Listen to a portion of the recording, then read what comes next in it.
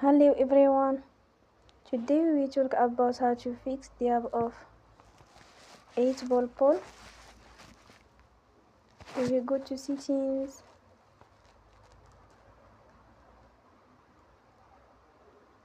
then we click on apps.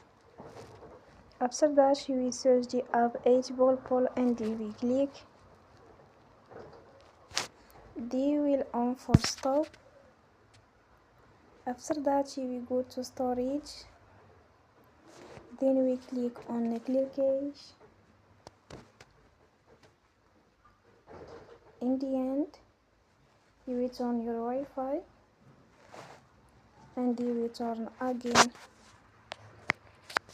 Don't forget to support us by like and subscribe.